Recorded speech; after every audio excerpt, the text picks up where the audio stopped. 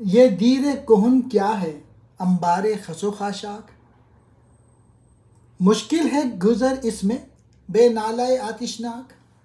नख्चीर मोहब्बत का किस्सा नहीं तूलानी, लुत्फ़े खलिश पैका आसूदगी फितराक। ये पुराना मंदिर बुतखाना यानी दुनिया क्या है? ये सिर्फ घास फूस का ढेर है। आतिशनाक फरियाद के बगैर इसमें गुजरना मुश्किल है।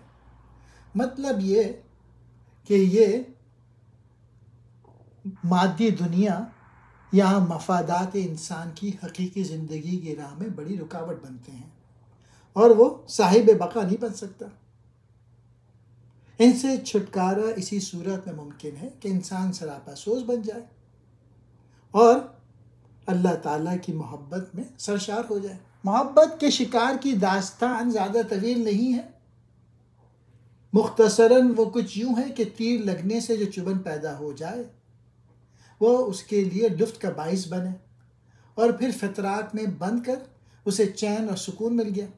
इस इस्तारे में यह कहना मकसूद है कि आशिक के लिए राह मोहब्बत में आने वाली तमाम तकलीफ़ें दुख के बजाय मुसर्रत और राहत का सामान बनती हैं।